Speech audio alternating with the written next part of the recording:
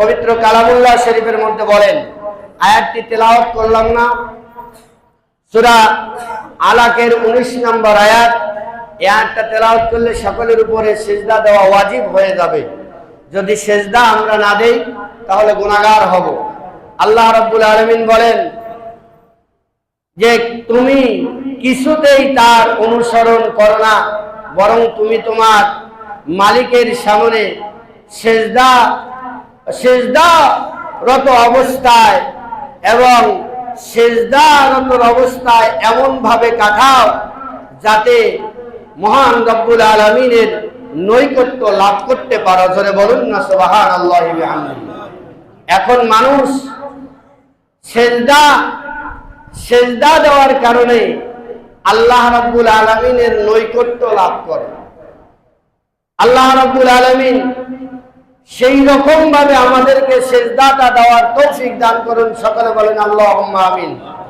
কারণ গাছ পালা, এরপরে কীট পতঙ্গ, পাহাড় পর্বত, চন্দ্র সূর্য যাহা কিছু আছে সবাই আল্লাহ রাব্বুল আলামিনের সিজদা করে। আমরা কি সিজদা করতে পারবো না? সবাই বলুন, আমরা কি সিজদা করতে পারবো না? আল্লাহ তাআলা আমাদেরকে 5 ওয়াক্ত নামাজের মাধ্যমে আমাদেরকে সঠিকভাবে আল্লাহর হুকুম পালনের মাধ্যমে সিজদাগুলো আদায় করার তৌফিক দান করুন। সকলে বলেন আল্লাহুম্মা আমিন। কত ভাবে আছে যে সাহাবায়ে কেরামের চেহারার ভিতরে আল্লাহ রাব্বুল আলামিন এত সুন্দর তাদের চেহারা দান করেছেন, এত সুন্দর তাদেরকে আল্লাহ তাআলা চেহারা দিয়েছেন। একমাত্র 5 ওয়াক্ত নামাজ, রাসূলুল্লাহ সাল্লাল্লাহু আলাইহি ওয়াসাল্লামের সুন্নাহ তরিকায় জীবন পরিচালনা, এরপরে আল্লাহর হুকুম পালনে রাসূলুল্লাহ সাল্লাল্লাহু আলাইহি ওয়াসাল্লামের সুন্নাহ তরিকা উপরে জীবনটাকে পরিচালনা করার কারণে আল্লাহ তাআলা প্রতিটা সাহাবায়ে কেরামের চেহারার ভিতরে আল্লাহ তাআলা নূর দান করেছেন। জোরে বলুন না সুবহানাল্লাহ। নূর দান করেছেন। একজন নামাজি মানুষের চেহারা দেখবেন যে অন্যরকম দেখা যায়, ঠিক না বেঠিক? রাসূলুল্লাহ সাল্লাল্লাহু আলাইহি ওয়াসাল্লাম বলেন,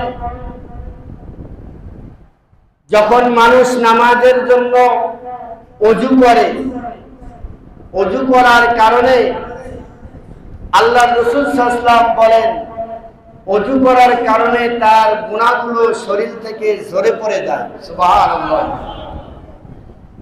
গুনাহগুলো শরীর থেকে ঝরে পড়ে যায়। আল্লাহ রাসূল সাল্লাল্লাহু আলাইহি ওয়াসাল্লাম উদাহরণ দিয়ে বলেছেন, একটা মানুষ দৈনিক যদি একটা পুকুরে 5 বার গোসল দেয়, 5 বার গোসল করে, তাহলে ওই মানুষটার শরীরে কি ময়লা থাকতে পারে? সবাই বলেন, ময়লা থাকতে পারে? পারে না।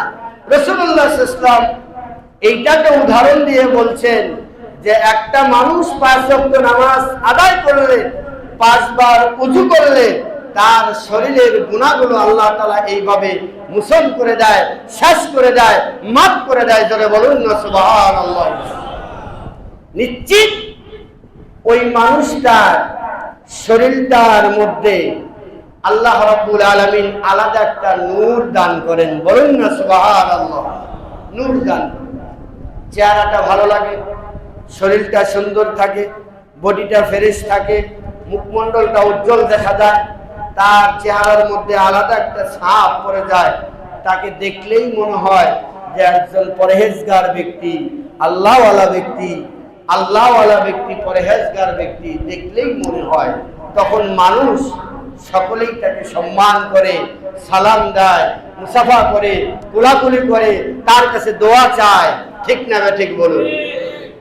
প্রিয় হাজিরিন, আল্লাহ রাব্বুল আলামিন আমাদেরকে আল্লাহ তাআলা নেককার বান্দা হওয়ার তৌফিক দান করুন।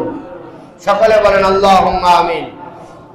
আল্লাহ তাআলা পবিত্র কালামুল্লাহ শরীফের মধ্যে বলেন, ওয়াল্লাযীনা والذين يبيتون لربهم سجدا وقياما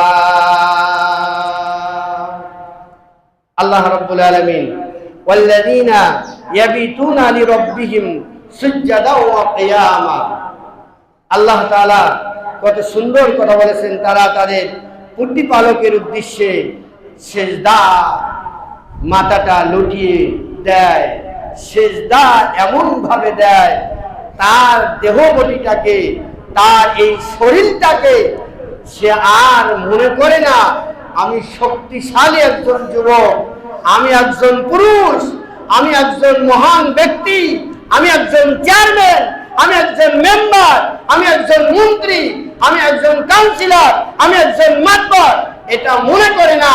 তার সমস্ত বডিটাকে আল্লাহ রাব্বুল আলামিনের সামনে সুপর্দ করে দেয়, বিনয় হয়ে যায় তার প্রতি, আল্লাহ রাব্বুল আলামিনের প্রতি বিনয় হয়ে তার কদমে যেন সিজদাটা দিয়ে লুটিয়ে পড়ে। জোরে বলুন না সুবহানাল্লাহ। এই সিজদার মাধ্যমে আল্লাহ তাআলা ওই বান্দাকে মাফ করে দেয়। এজন্য আমরা চেষ্টা করব আমাদের সিজদাগুলো যেন ৫ ওয়াক্ত নামাজের মাধ্যমে যে সিজদা, এই সিজদাগুলো যেন আমাদের সঠিক হয়ে যায়। আর আমরা চেষ্টা করব আমরা শেষ রাত্রে উঠে ২ রাকাত করে ৪ রাকাত তাহাজ্জুদ নামাজ আদায় করা। এই নামাজটুকু আদায় করলে আল্লাহ রাব্বুল আলামিন আল্লাহ তাআলার তরফ থেকে সমস্ত কিছু ফয়সালা হয়ে যাবে। যত বিপদ আপদ থাকুক আল্লাহ তাআলা উদ্ধার করবেন। আমরা আল্লাহ রাব্বুল আলামিনের দরবারে ফরিয়াদ করব আমরা যেন মৃত্যু পর্যন্ত আল্লাহর এই হুকুম সিজদাটা সঠিকভাবে আদায় করতে পারি। আল্লাহ তাআলা আমাদেরকে সেই তৌফিক দান করুন। সকলে বলি আল্লাহুম্মা আমিন। প্রিয় হাজিরিন, মহান আল্লাহ রাব্বুল আলামিন আমাদেরকে সৃষ্টি করেছেন। এই সৃষ্টির জন্য তার শুকর আমরা সব সময় আদায় করব। যে পর্যন্ত আমাদের হায়াত আছে, হায়াতের জিন্দেগিতে আমরা সব সময় সে আল্লাহ তাআলার শুকর আদায় করব। আল্লাহ তাআলা আমাদেরকে ভালো রাখুন, আল্লাহ তাআলা আমাদেরকে সুস্থতা দান করুন, আল্লাহ রাব্বুল আলামিন আমাদেরকে সঠিকভাবে আল্লাহ তাআলার ইবাদত করার তৌফিক দান করুন। আমরা দান করি, আমরা সিজদা করি, আমরা নামাজ পড়ি, আমরা তেলাওয়াত করি, আমরা হাঁটাচলা করি, আমরা উঠা বসা করি, আমরা যাতায়াত করি, যে যে অবস্থায় যখন থাকব সব সময় শুকর আদায় করব আল্লাহ রাব্বুল আলামিনের। আল্লাহ রাব্বুল আলামিনের যদি আমরা শুকর আদায় করতে পারি তাহলে ইনশাআল্লাহ আল্লাহ তাআলার সমস্ত নিয়ামত আল্লাহ তাআলা আমাদের প্রতি আরো বাড়িয়ে দিবেন। আমরা বেশি নিয়ামতের অধিকারী হকদার হয়ে যাব। আল্লাহ রাব্বুল আলামিন সব সময় আমাদেরকে শুকর আদায়ের মাধ্যমে আল্লাহ রাব্বুল আলামিনের হুকুম পালন করার তৌফিক দান করুন। সকলে বলি আল্লাহুম্মা আমিন।